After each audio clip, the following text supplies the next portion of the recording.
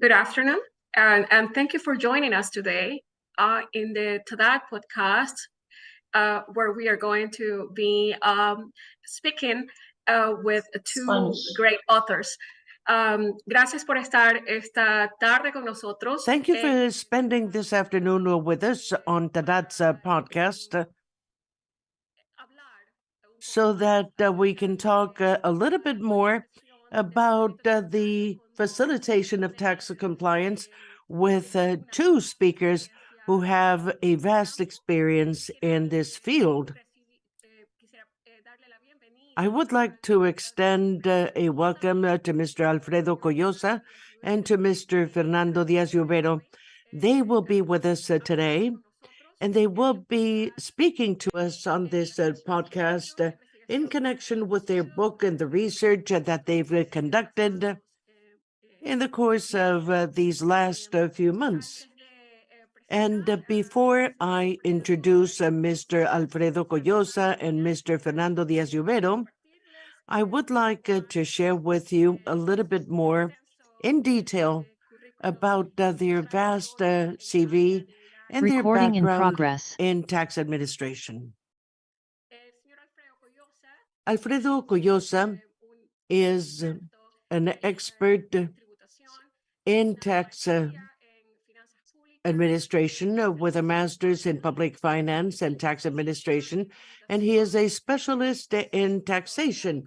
He is a public accountant and has quite a vast background in fintech and govtech and redtech, and his experience includes, on top of this, all the different aspects that have to do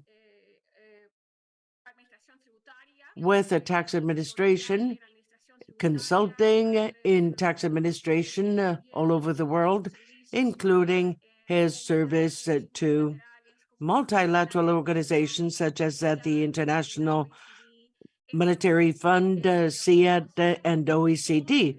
Mr. Coyosa is the co-author of the book on facilitating tax compliance, together with Fernando Diaz. And on top of this, he's been the author of over 15 books and over 300 publications related to tax compliance and tax administration. Mr. Coyosa, welcome. Good morning. Thank you very much for the invitation. And together with Mr. Coyosa, we have Mr. Fernando Diaz-Lluvero, who also has quite a vast experience in the public sector on tax administration. He is an economist with a background as an inspector with the tax administration, has been with the Spanish tax administration for over 37 years, and has occupied different positions in tax administration in Spain. We can highlight amongst his roles having been the director of the technical cabinet of the agency, director general of tax administration, planning organization, and also responsible for international relations of the agency, assistant director for census and IT coordination, and also the fact that his background and his career includes not only these executive positions, but also operational positions, which give him the authority to be able to share with us today this experience in tax administration. He has participated in several consulting projects in Europe and the Americas, and has also offered consulting services with multilateral organizations such as the IMF and the Inter-American Development Bank. He is a scholar, a professor, and author of works in tax administration. And so it is a great honor to be able to welcome you today, Mr. Fernando Diaz. Good afternoon. Thank you very much, Grace, for the introduction and for the invitation extended to me and the possibility of spending some time with you during this session. Thank you very much. Very good. So Fernando and Alfredo, what I wanted to propose for this dialogue that we're going to establish today is to be able to offer our audience, those that are participating with us this morning, the possibility of knowing a bit more about the research that you did and what led you to this book. And then perhaps you will be able to share with us the most salient aspects of this publication. And after this, we would go into a debate, an exchange of questions that will come from the audience and the members of TADAT. Is that okay? Do you agree if we follow this sequence? Perfect, Grace. That's wonderful. Very good. In order to be able to provide an initial introduction to the audience, regarding tax compliance and facilitating tax compliance, something that characterizes a different strategy for tax administrations in the world. And so, in this book that you've written, you've collected these experiences. So, Fernando, maybe we can get this going. If you share with us what are the different factors that led you to writing this book? What was the purpose behind conducting this research? Well, the main reason which moved us to writing this book on facilitating tax compliance is precisely due to the fact that this is a field to which tax administrations has not paid sufficient attention. Tax administrations have concentrated on aspects that have to do with control, with IT, but much less on facilitating and prevention compliance. And it seems to us that in the current situation, facilitating tax compliance is absolutely essential in order to have good enforcement of the tax system. Therefore, Alfredo and I dared writing about this issue, which is complicated. We've worked on this and several documents have been published, but not so analyzed as it happens with tax compliance. Fernando, and together with this, perhaps one of the important areas in undertaking this research was a diagnosis of the aspects that you wanted to cover. How did you arrive at the definition of these aspects that are covered by this book? Well, what we wanted to do was to have a dual consideration. On the one hand, the theoretical consideration, where do we see tax administrations today in keeping with our experience? What is the general experience of these tax administrations?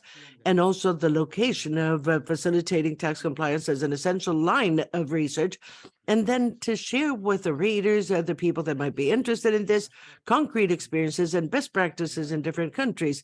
And so Alfredo on that can provide us a lot of detail because he's done a lot of research on experiences in very different countries in almost at a global level. I've limited my research to my experience with Europe and the Americas, but Alfredo, as a researcher, has reached almost unknown territories with interesting experiences that we've wanted to share. Fernando, when one reads the book, you realize that you've addressed 31 countries. So, Alfredo, I'd like to ask you the following question. The selection of the countries, was this a selection with a purpose from the very beginning, or was this random, something that appeared as a snowball, one that you found a country, that country led to another one? Could you tell us a little bit more about that? And after that, could you tell us a little more about the challenges that you faced when delving into the research, primary or secondary research in these countries? Good morning, good afternoon. Thank you very much, Grace. And I join in the gratitude addressed to TADAT's secretariat and all the people and the organization who support this event. It is a great honor to be here. As Fernando was saying, what we're seeking is not only a theoretical approach, but a practical approach. And this practical approach of seeing what countries to study was seriously affected by the pandemic and by the entire digitalization process. So this is an issue that has changed and is permanently changing with the pandemic. So countries were selected, attempting to cover not only the experience that we knew of, but other experiences, because we're certain that in tax administration, the fact that we're sharing good practices or best practices can enrich tax administrations. And therefore, we selected these countries also on the basis of the information available. because this election is linked to the challenges. So all these issues that we've covered, although these are issues that already existed, but the pandemic in many cases turned them into something novel. We didn't have a lot of information on many of these issues. For example, virtual assistants and mobile apps, the use of social media of tax administrations. So in many cases, we had to resort to information that was published, which wasn't a lot, but we dove into tax web portals, the portals of the tax administrations. And so we had to put these tools to a test and how the virtual assistants worked, what were their functions, and the complicated thing about the research is that we went along writing this and we were updating it because it is an issue that is in constant transition. It is not something that we write today and that's it, but on the contrary. So these were the main challenges that we faced, and an issue that is constantly undergoing changes, and we're convinced that this will continue to be the case. Excelente. Excellent. Yo les propondría, I would propose tenemos muchas preguntas we have a lot of para su questions participación, pero in yo connection creo que with the research, but it is important that we kick this off, finding out a bit more details about your research, and therefore I invite you to begin the presentation, which follows a sequence that goes from explaining the challenges of the tax administration currently, and then to start working on this strategy of facilitating tax compliance versus control. And last but not least, you will cover the different tools in your presentation, from what I understand. Yes, in fact, thank you. This is what we can do. And so I take the floor. I've shared my screen, and we're going to follow some slides that are available to you. Those of you who might be interested can get a copy of these slides, and we'll go quickly through this so as not to take very long, and then give rise to the exchange of questions. You can interrupt if you have any questions or comments, and then we'll move to a debate. So this is the main cover of the book. So this is the excuse. So that TADAT dedicated a podcast in a powerful instrument such as TADAT's web portal that reach all over the world. And we've been lucky enough to be invited. But the excuse is a book. What is important is to talk about facilitating tax compliance. As I said, the book is an excuse that has enabled TADAT to invite us to participate in the podcast. And so for starters, we wanted to begin by describing the current environment of the tax administrations, because this explains how the tax administrations have reacted per se, how they've defined a new strategy, and what are the performance lines in terms of facilitating tax compliance that have been implemented in recent years. So this is the program that we will follow. First, the theoretical consideration, then the difficulty and the experience in some concrete situations on tax compliance and prevention of tax compliance. The current environment of tax administration is very well known in the region. We have worked for many years in the tax administrations, and it's a complex environment. But this environment is characterized now by a great workload and limited resources. A great workload, which is given by three factors: the quantity of amount, the number of returns, registered taxpayers, the volume of the burden through customs, the number of demands, and also the difficulty. The tax system applied by tax administrations is a complex system because it operates on complex realities. It has open systems which have a great impact from multinational companies, which represent 60% of intragroup operations. Digitalization is also present. Very sophisticated financial assets, open economies, multiple special regimes, and this makes the work very complex. And there is another vector that is also very important because taxpayers ask for quality in our acts. They are used to interact with telecommunications, television providers, and they want us to solve their problems.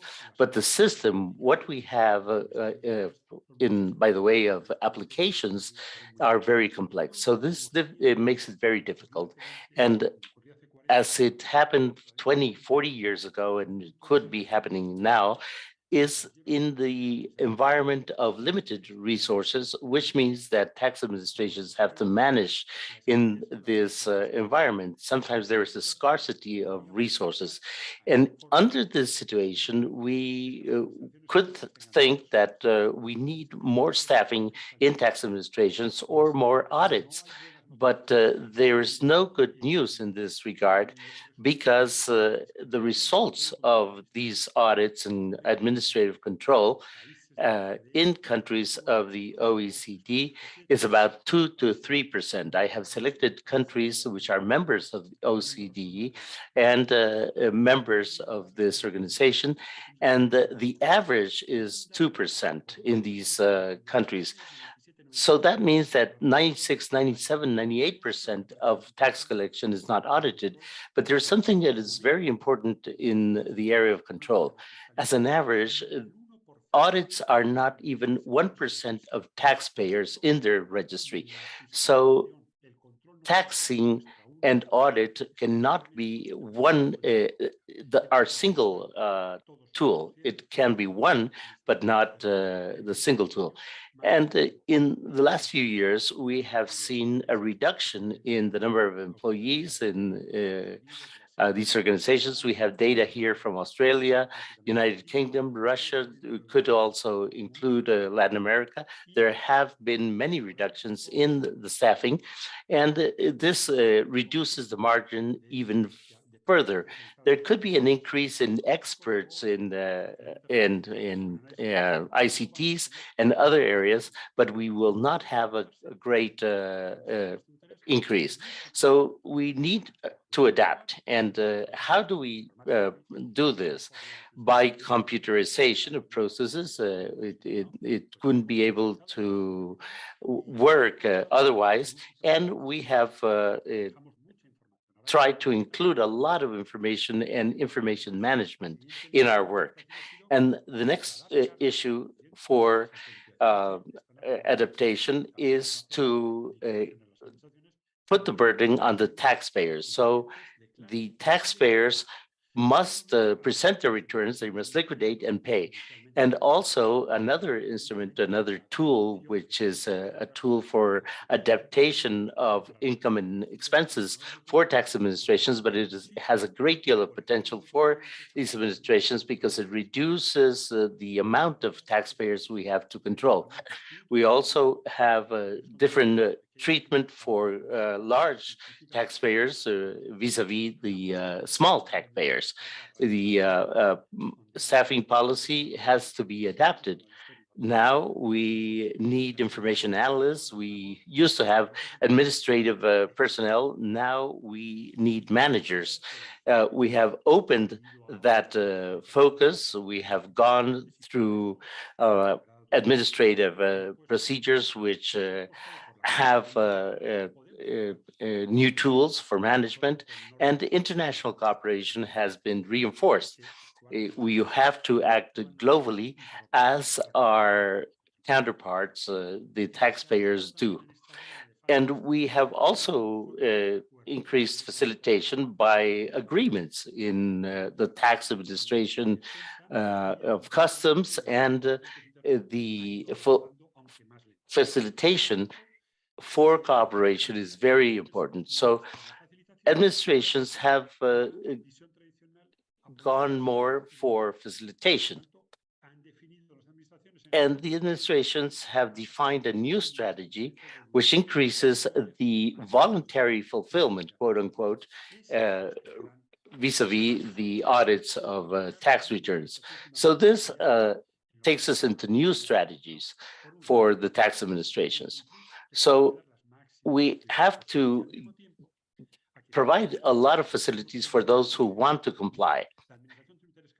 And the tax administration has to be able to detect fraud, quantify it, and penalize it. So the message is, if you want to fulfill, we will make it easier. And if you do not want to comply, it will be more onerous to not do so. So we have two lines that are complementary and parallel. And we cannot go only into facilitation when in many cases the results have been very negative, and we cannot only depend on control because the results are negative as well. We have to have a balance here, an equilibrium. The control is very important, and it is based on a good registry of taxpayers, a good analysis for controls and audits. And we also have to think that control does not is not intended to discover a lot of frauds. We want to um, modify the behavior of taxpayers so that they can comply voluntarily with their tax obligations. Our guide cannot be to discover fraud, but to reduce fraud. And the other leg of this table is facilitation. Facilitation in the broader sense. It has to include information to taxpayers, quality, accessibility, unity of criteria. All this is very important. And we also have to use new channels in internet, and communication and IT is very important. It is key for this task. But facilitating goes beyond. It also includes trying to reduce and minimize indirect pressure. Tax administrations must be competitive. Paying taxes cannot be a burden so that it is more difficult for companies to comply. There's a report from the Chamber of Commerce of Sao Paulo which said that the cost of complying in Brazil, in Sao Paulo, was 3.5% of the final price of the products. This means that a company could not be competitive anymore. We have to be very attentive to this and provide facilities for taxpayers when they have a facility for treasury, which includes transparency and controls that are as extensive and intensive as necessary, but not further than that. If we have a 3-month deadline, we shouldn't apply a 6-month deadline. We have to balance this, and it place emphasis and facilitation and compliance. So that deals with the issue of facilitation in the area of development in POA number 3. And this is something that you should study further. To increase voluntary compliance, there should be service-oriented attitude towards taxpayers. During many years, we have thought that our function is control. It is that, but it is also facilitation. And TADAT says that the tax administration must ensure that taxpayers have the necessary information to comply with their obligations and claim their rights. And there are some best practices that have to be applied. The tax administrations must base itself on these best practices to reduce compliance costs. For example, by simplified filing and accounting obligations for SMEs, pre-filled returns, and online portal for taxpayers. This is a part of what TADAT says, and I would like to invite you to consult that guide. Let me go further in this field. Tax administrations have as a fundamental tool management by risks. We have this model, which is the model of OECD. We could also refer to the Kyoto model, but it's basically 5 stages. Once you analyze the context, you identify risks, you analyze them, you prioritize them, and you decide the treatment. When you decide treatment, that is where we have a good tool set, including facilitation. Our function as a tax administration is to apply all tools available to allow taxpayers to comply better and faster with their tax obligations in a voluntary way. And for that, we have massive controls. We can also have a sanctioning regime. We have electronic auditing, a computer system, embargoes, but also information services. We meet with the economic sectors. We have to do publicity campaigns, cooperative compliance, virtual assistance, an electronic web page. These are all tools that we have available, and we must bring them to bear in a very good way. But in my opinion, for risk management, what is most important is to use this information to give priority to preventative actions vis-a-vis correction actions. And would like to give you two examples, and then I will give the floor to Alfredo Coyosa. Two examples which are very important. What do we do with the information we have available? To manage information nowadays is very cheap. Every 6 months, the cost of the management of information is reduced by 50%. So we have to decide what we do with that information. Do we keep it for ourselves? Do we wait until the curve arrives so that we apply the brakes? Or do we foresee that there's a curve in the road and we uh, tell the taxpayers that they have to comply correctly? I think we have to put our money in prevention. We have to do so that the taxpayer can comply with its obligations. The example is CRS. CRS is the information standard for OECD for account holders in foreign lands. We have millions of data, and we can provide this to the taxpayer, analyze it, and this will allow us to reach a greater number of taxpayers. And we can tell the next of the taxpayers that they have to fulfill their tax obligations. Please go to the website, go to the telephone line, and we will help you. This is a very important message for the taxpayer. We're telling them that we know they have an obligation, and if they do not fulfill it, we will penalize them. So with this, we make the majority of the taxpayers comply with their obligations, and we will have a very small group, very resistant to compliance, and this is where we have to apply audits. And the same happens with pre-declarations or whatever we want to call them. This is a combination of the strategy applied now by tax administrations. Tax administrations are now saying, I have a good information system and I need qualified personnel to do this job. This is a combination of different strategies. I tell the taxpayer VAT declarations must be like this. Personal income declarations must be like this. And if you have something to add, please do so. This is something that I know from Sweden. We have a very reduced experience there.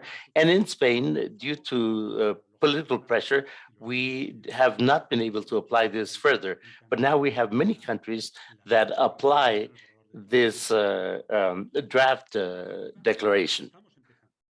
On VAT, we're just starting. There's a country that is Chile that has been doing this for 5 years by enforcing the draft form, and there's several countries in Europe and the Americas that are attempting to use it, but Chile has been doing this for 5 years, and by December 2021, according to the information provided by the tax administration in Chile, 97% of all taxpayers that filed a VAT return was in keeping with the proposal made by the administration, and this entailed 95.6% of the total tax collection. And therefore, most of the taxpayers at the administration prepares at the tax return. So there's no better tool, facilitation tool and control tool, because we have to think of facilitation as the first stage of this. There are two sides of the main coin. Facilitation and control have to be permanently in sync. And the example provided by Chile, by the tax administration in Chile, is an excellent example of facilitation and control. And without further ado, let me now give the floor to Alfredo, who will be sharing with us best practices and experiences in the different areas in which we see this facilitation and control. Alfredo, please. Thank you very much, Fernando. This entire facilitation and control process that was being described by Fernando is strongly affected by digitalization. And digitalization is a process that obviously was accelerated. And I'm not saying anything new during the COVID pandemic, but in many cases, this was unplanned. Tax administrations had to deal with the pandemic, and therefore they had to continue providing assistance to taxpayers, continue managing things, and some were better prepared than others to do this. Currently, tax administrations are using a lot of technology. They're using artificial intelligence, a blockchain, but what we see is that processes are unequal. More progress has been made in some countries more than others, and therefore we believe that it is important to analyze these best practices. And also we thought of some roles of the tax administration more than others. There's something that has not been completed, which is a structure, how we organize a tax administration. And this is still in bloom, in development. We're going through a transition. But on the other hand, we're aware of the fact that we're going through a crisis. Currently, countries need resources, and they all look towards the tax administration. So they're considering tax reforms of systems as well as reforms of tax administrations. And this digitalization, if we take a look at the next presentation, has advantages, and it also poses challenges. The digitalization processes, and I'm a fervent defender of digitalization because it provides transparency, will bring down cost and bring more revenue, and will enable us to increase efficiency and effectiveness, improving controls. With adequate digitalization, we can have better controls. And essentially, to fight against corruption, it is not a minor issue. I've always studied digitalization, looking at it as a weapon that citizens have in order to fight corruption, because the digitalization leaves traces. It allows us to audit operations, etc. It also allows us to cooperate between the different tax administrations, to exchange information, and also this is related to the interoperability, that is to say, the ability of systems of the tax administrations to interrelate with other agencies in the country, even with foreign agencies and other tax administrations in the world, and to implement the concept of a single window. But we're also aware of the fact that this digitalization is posing huge challenges. Why? Because being digitalized and having digital transformation many times leads to high cost investment, not only initial investments, but we must constantly update the systems and the tools that we've studied. We're also aware of the fact that in many countries, we do not have the adequate infrastructure in order to conduct all these processes. For example, the internet bandwidth, connectivity, and also the structure of tax administrations is not adapted to these digitalization processes.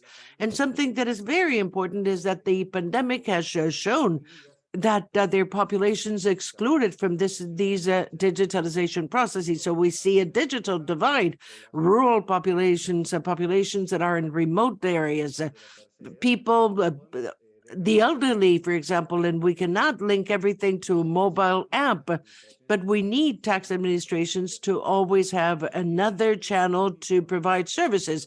And also something that is important in order to reduce the cost of tax compliance are the problems of compatibility and interoperability, because many times tax administrations use new IT systems, new tools, and these are not compatible with those used by taxpayers, and it increases the cost of tax compliance, or these are systems that are not compatible with the other systems available in tax administrations. And we see islands, what we call islands, isolated systems in tax administrations where we don't have any interoperability. And something else that will continue to be on the rise, and we have to pay attention to this in tax administrations and countries, is cybersecurity. Cybersecurity, data leaks, working in the digital world, we have to give priority to all these issues. And also, we know that there are tools that are quite valuable. It was already mentioned by Fernando, the TADAT tool and other tools such as ISOR, the Innovation Index, Inditex, TaxDat Diamond, and the inventory of technologies. And these are very useful tools because it allows us to depict the areas. They allow us to have a diagnosis and an assessment, and they apply better practices. For example, it assesses the weaknesses and the strong points of a tax administration, and in several of the performance areas of TADAT, it looks into the technology, ICTs. When it performs the analysis of risk management, it analyzes whether the tax administration is using a technology that is adequate or suitable to estimate the risks that were described by Fernando, or also in performance area 6, where you have to audit the sworn affidavits to audit these whether the tax administration is using IT systems in order to enable those operations. Also, as Fernando was saying, we invite you to read the TADAT guide, which is very important. And within these tools that we analyze in our research, as I was saying, we try to take a look at the theory and then the practice. I'd like to mention a few, such as a virtual office, which is the only point of contact which allows the tax administration to provide all the services and all the facilitation to the taxpayers. And here we see an uneven level of development, but we see that the virtual office, together with the technology, will be based on an on-demand system, just like a TV. We go and search for a program that the tax administration wants to get to know the taxpayers. There's several surveys and polls, and technologies allow us to take care of each taxpayer based on their situation. So this is what we see in a virtual office. And then we analyze the call centers. And one of the call centers, we see that this stems from the virtual office, and then the presence in person in an office, and then the call centers, and then the virtual office. The call centers will lead to virtual assistants with one first line of service provided to taxpayers. And other tools that we saw are virtual assistants, which are very much in fashion with the chat GPT. Everybody's talking about artificial intelligence. And 2 years ago, when we conducted this research, we started seeing these virtual assistants in tax administrations, which is quite novel. They have a different level of development. Some are bots, virtual assistants, chat bots, and many are undergoing experimentation. They have their pros and cons. And what we've seen is that tax administrations that included these have been bringing in new functions and new virtual assistants. So this is something that will continue to develop. I believe that virtual assistants can be brought in with other functions of the tax administrations, not only to take care of the taxpayer, but they can also be used for human resources, as is already happening in the private sector, when they're used for the selection of the staff as one first line in dealing with this issue, but they will also be able to connect virtual assistants with other organizations or agencies inside the country, outside the country, and they will use them with new functions. In any case, it is something new that has to be analyzed. The other one, we have sending of communication. There's a change in paradigm. Previously, tax administrations had the information and they didn't want to share the information. Today, we see that there's a new change in paradigm. They send notices, emails, there's sites in the tax administrations where we can see the information that is available to us. And they also use modern techniques to analyze the behavior. They issue different messages. For example, we quote a few internal tax systems. Fernando was also describing this in the draft. They submit a report which enables the citizens to know how much they've paid in VAT, and income tax. And this is really important because it's a dual path. Resources go to the state via taxes and they return via public services. So it has to do with transparency, with citizen control, and the technology and digitalization is simply facilitating this. Also, in other countries, we've seen messages that have yielded very good results. And the way of communicating to the taxpayer, it is not the same thing telling him you owe this, instead of saying you are part of the 1% group of the population that has not paid your taxes, etc. And also another issue that we analyzed is mobile apps. And for some time, I've been analyzing this, saying that the future is in the apps, because everybody is connected to a mobile device. It is increasingly more present in our life. So there's something that has been progressing constantly. We see mobile apps that we've analyzed, and in many cases, they don't provide information only, but they're transactional. They allow us to conduct a payment, to submit affidavits, sworn affidavits, and that's where we're aiming. The draft of this sworn affidavit can be introduced with a mobile app, and also mobile apps that will be by the segment of the taxpayer and by formality. A specific mobile app, as we have in Argentina, for small taxpayers that pay their dues, and mobile apps for other segments of taxpayers. Then in the book, we've analyzed many other tools that because of the short time that we have now, we cannot go into the detailed description of it. But one is the mobile application interface, the APIs, which allow us to connect to external systems with the tax administration. Another minor issue is how we're dealing with the press, the media, the social media. This is a very important issue for tax administrations. And another issue is a simplification of forms. Digitalization must cooperate with the simplification of forms and processes within the tax administration and the tax system. We also look into the best practice fora that exist in many tax administrations with professionals or certain segments of taxpayers, certain companies or businesses. And another issue to which we attach a lot of importance is education. The support accounting and tax support centers, where we have students cooperating with the tax administration on certain tasks, then deferrals and installments, and then cooperative compliance, which talks about a new way for tax administrations to relate with the taxpayers, whose main point would be the model that is predicated by some organizations such as Tax Administration 3.0, where we interconnect the systems of the tax administration with that of taxpayers, and the taxes flow easily. And then this is, in a nutshell, the conclusions. We just wanted to share with you some conclusions derived from the research. Before we move on to the debate, we're saying that digitalization is not an option. It is a need. No one is saying whether we're going to digitalize or not, but how we're going to do it when. And I am convinced that they offer several advantages, digitization, not only for the tax administration, but for countries. Those countries that use digitalization and support it will have more possibilities for development than all those other countries that want to continue in the world of paper. So this digital transformation, obviously the tax administration cannot be done in an isolated way, but it has to be part of a process, a transformation process in the country within the issue of an e-government. Reforms are being introduced to tax payment systems, and we have to rethink the processes. We cannot do in the digital world what we did in the paper world.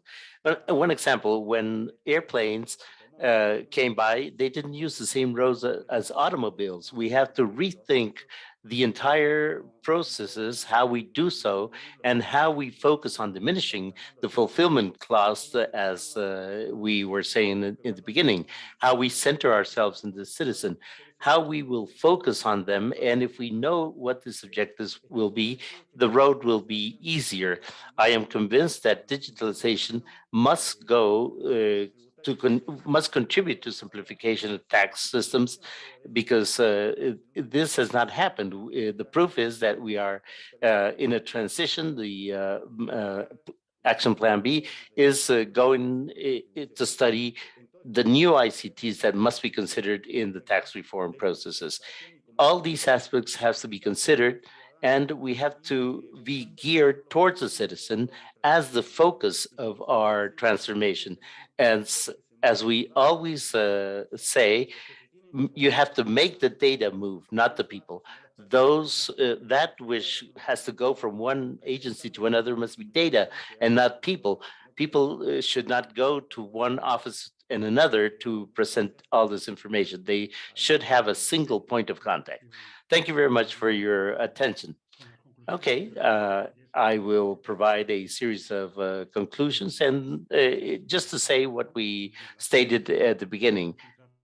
Tax administrations cannot pay their entire attention to audit, although this is an important aspect, but it is a silver bullet for administration. We have very limited resources, and we must go to the most sophisticated frauds and try to avoid those frauds. These control acts must be geared towards the minority of taxpayers who resist paying taxes. We must be consistent in this area, and we must be balanced in our allotment of resources. We always say that facilitation is very important. We have to prevent, but then we are not consistent in the allotment of resources, and we apply resources for ex post analysis. And the last idea is that facilitation and prevention are the first stage in the control process, and they have a very high impact in the general level of tax fulfillment.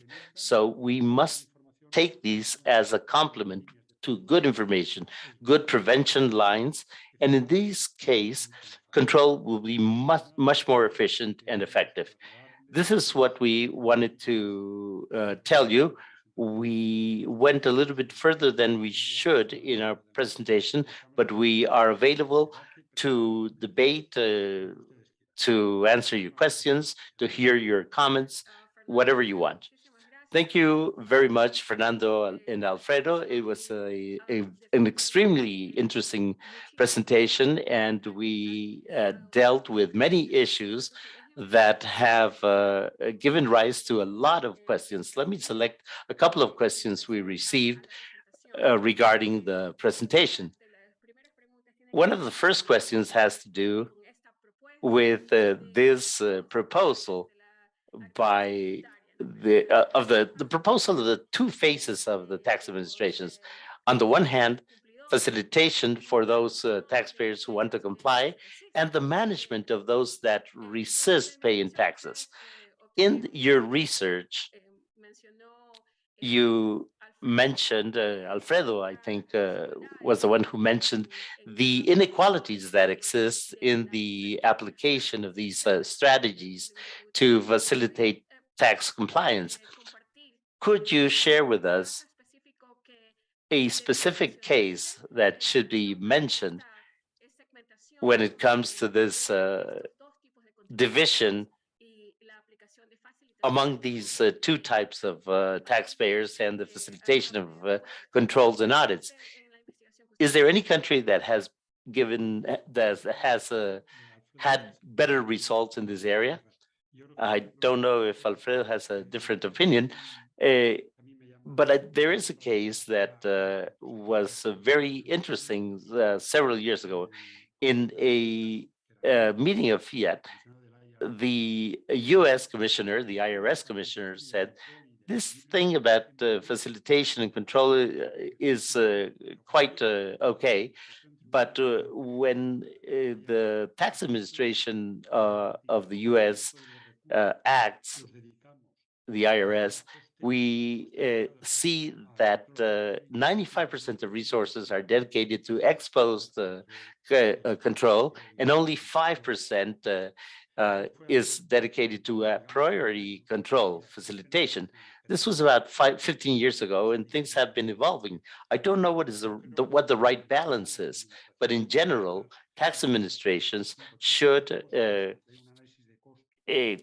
focus on 70%, 75 to 80%. If we analyze costs, 75 to 80% are dedicated to ex post control, and 25% of controls are a posteriori. So 65% to 35% could be a good balance. Facilitation, it must be remembered, has a very important technological support. In control, we have a very good support of informatics, information systems, but the control and audit is quite a burden. If artificial intelligence does not replace mechanical procedures, we have to go little by little. So 35% for facilitation, or 40% to facilitation, and the rest for a posteriori control would be a reasonable balance. And I would say, and I don't have recent data, but I would say that we're very far from that, and we pay more attention to a posteriori control. And I think Mike Donald provided this data to the IRS a couple of years ago, and they are now using it. The next question we have here, yes, go ahead. Yes, what I wanted to add is that we have many tools. We have tools that are facilitation and control. For example, a draft return can facilitate and can also contribute to control. For example, electronic invoices, in which Latin America and the Caribbean are pioneers. This facilitation can allow us to use tools for the two aspects, for facilitation and control. If we design these tools adequately, we could, with the same tool, reach the two areas of activity, and this dichotomy between control and facilitation could begin to vanish if we use these tools for the two things.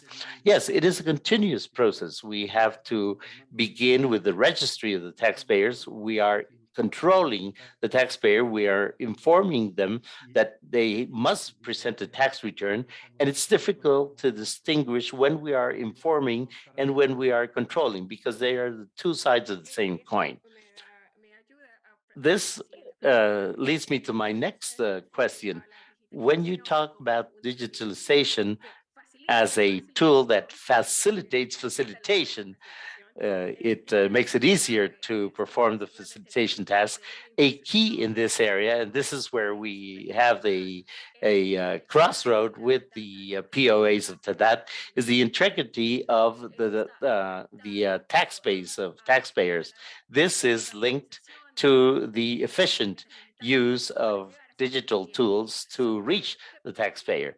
So what could you say regarding the need to have an integrated database? Well, I think it is fundamental to have complete and integrated databases. Many times, tax administrations have a great deal of information, but the issue is how we use it. And this is where the new IT tools, such as artificial intelligence, can begin to help us. And in fact, it is doing so right now. Data analytics, behavioral forecasting, but all this begins with data. Data is the input that allows this to happen. So we have to work a lot in the field of data integrity, because it is fundamental. If we do not give the artificial intelligence the right data, the information it will produce will not be adequate. And we have to integrate all data so that we are not biased in our decisions. I would say what I said before in the issue of cybersecurity. You have to guarantee the rights. and the needs of the taxpayers. And if you allow me to add something, I do not want to be very pessimistic, but there is a great amount of distance. I visit tax administrations in many countries, in Latin America in particular, and I see a difference between the level of IT development and the quality of information produced, the basic information. And many times I see that there's no clear responsibility delineation there. If we do not treat the data, ensuring its quality, all advances in machine learning, etc., will not be very solid, and we will not have the necessary pillars for a good analysis and for good decision making based on quality information. And of course, this is linked to the next question, which is not only the fact that we need an integrated, an integral database, but there's also a need to identify the type of taxpayer and the type of facilitation or control that is required. This identification is critical. The way you divide the segments of taxpayers, you see that there's a segmentation there. You identify, you create a profile of the taxpayer. And what are the best practices that you have found in your research in the different TAs? How do they perform this segmentation? How do they profile the taxpayer? Well, if we talk about TADAT, in terms of TADAT, this is POA number one, the taxpayer registry. That is the basis on which we have to build our edifice. We have to identify the taxpayer, and we have to see what their activities are, where they are performed, what is their size, the size of their activity. And this will allow us to be much more precise and more accurate in the determination of their income. We need to apply some tools for facilitation, some facilitation and prevention, and some control, and so other taxpayers should be submitted only to control. So there's a pyramid that we always talk about taxpayer attitudes, the reaction of the tax administrations. That pyramid is very important, and the taxpayer registry must provide the entire information so that the taxpayer can receive the right doses of medicine. It's not like before that the cancer patient was submitted to great chemotherapy.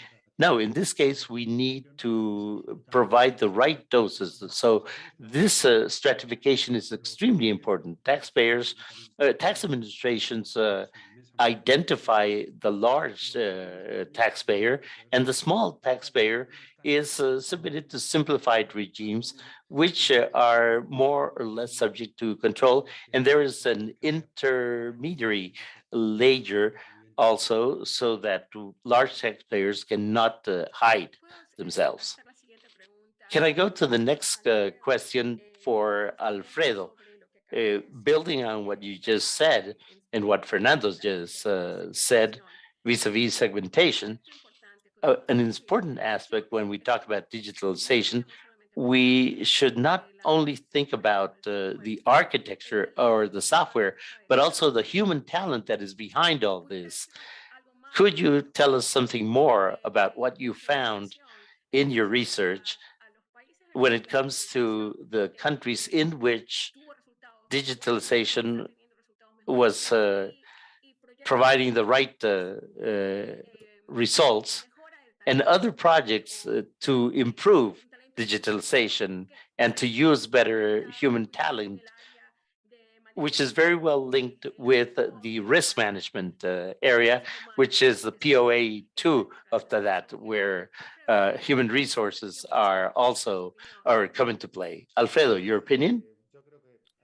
Yes, I believe that we have to work a lot in digital skills, in training officials currently, those are responsible for tax administrations, but also, as Fernando was saying, we need new profiles of these officials. We need to work together, accountants, lawyers, data analysts, information analysts. We need a lot of IT profiles. And one of the major challenges faced by the tax administration nowadays is to attract those talents and to retain the talents, because remote work is making many of these people to work for other organizations, other agencies, without leaving their territory. So that is quite a challenge. We need to move forward and make some headway, because if we have the systems but we don't have the people, we won't be able to make it to a safe port. So we have to work a lot on this. There's a digital transformation, and we need to give the citizens digital skills to educate them in new issues, financial issues, because of the frauds that are being seen today. So with the crypto assets or the new business models, also within the tax administration, we have to work a lot on new digital skills, retraining people, new profiles of these officials, and reskilling, and also to work a lot in order to attract those huge talents that we have in the tax administration. The experience after years of work cannot be easily bought. The tax administration is a complex world that needs a lot of experience, and so it is essential to deal with this. Thank you very much for the question. Thank you. I'd like to conclude with this last question. And I believe that it brings everything together, bringing us to a conclusion. We spoke about the strategy of the tax administration, trying to balance the facilitation and control, the fact that digitalization of the tax administration assists in this purpose, and what you've seen around the world varies depending on the country and the access to internet. We just spoke about the need for human talent in public administrations to be improved, not only on digital technology areas, but in other legal areas, analytical areas, as well as sociological areas, no doubt. But now I'd like to bring this to an end, hearing your impressions about the cultural change that the tax administration ought to undertake. We are changing two things. We're changing the way they see the taxpayer, and not only that, but we're changing the tools that they use to do this. So we're talking about new roles. What are your final words in connection with the cultural internal transformation of tax administrations? Well, if you agree, Alfredo, I will get this going. Cultural changes are very difficult. It is very easy to develop an app. It is very easy to buy software or system, or relatively easy to change a law, but cultural changes are much more difficult. However, I'm very optimistic regarding the role of tax administrations in general. Tax administrations are pioneers. They're the engines for growth in the administration and in society as a whole. So change is difficult, but change is difficult for any organization, for any society. But I believe that tax administrations already have experience in responding to the challenges and adapting to new environments. Now it is one, but in 3 years from now, we will have another one, a new environment. So I believe that administrations don't face a lot of problems. In general, they've been adapting very well to the new environment. And there are other areas of the tax administration where it is much more difficult to adapt, because usually they have less resources and less access to information. Tax administration in Europe and the Americas, and uniquely in the Americas, because I'm well acquainted with these, are highly advanced technologically speaking, and that facilitates change. Although, as I was saying, cultural change is not easy. I'm an optimist regarding this point. Thank you very much, Grace. Alfredo?